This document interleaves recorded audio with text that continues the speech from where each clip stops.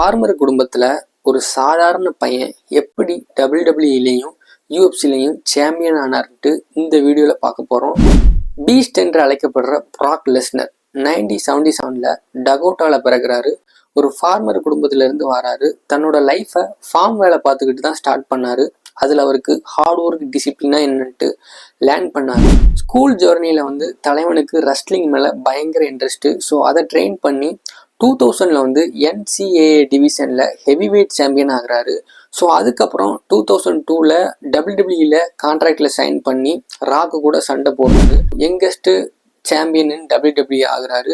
So அது மட்டும் இல்லாமல் 2004 டபிள்யூடபிள்யூ கிட் பண்ணிட்டு NFL ட்ரீமுக்காண்டி ரன் பண்ணுறாரு. ஸோ ஒரு ஃபெயிலியர் நடக்கு. பட் தலைவன் கிவ் அப்பே பண்ணல. 2007 MMA ட்ரெயின் பண்ணுறாரு. ஸோ 2008 UFC 91 ரேண்டி கர்ச்சர் கூட ஃபைட் பண்ணுறாரு. So UFC heavy weight champion ஆகிறாரு. ஃப்ராங்க் மிர் கூட சண்டை போட்டு அந்த டைட்டில் டெஃபெண்ட் பண்ணுறாரு. ஸோ அதுக்கப்புறம் சார்வின் கூட சண்டை போட்டு அன்டிஸ்ட்ரிபியூட் சாம்பியன் ஆகுறாரு. அந்த ஸ்பீட், அத்லட்டிசம், ஸோ எல்லாமே பயங்கரமாக இருக்குது. ஸோ வேல்டே ஷாக் ஆகுது. என்னடா இவன் டபிள்யூடபிள்யூ சண்டை போட்டுட்டு எம்எம்ஏ சண்டை போடுறான். ஸோ இது உண்மையான ஃபைட்டர் தான் எல்லாரும் பேசுகிறாங்க. 2012 தரமான கம்பேக்கு டபிள்யூடபிள்யூல தான்.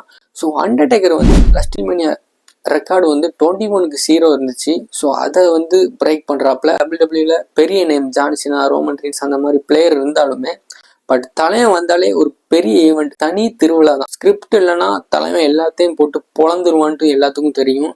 ஸோ அந்த மாதிரி ஒரு பயங்கரமான லெஜெண்ட். ஒரு டிவிஷன் மட்டும் ஃபோக்கஸ் பண்ணாமல் டபிள்யூடபிள்யூ ரெஸ்லிங்கு, MMA அது இதுன்ட்டு தலைவன் கால் வைக்காத இடமே இல்லை.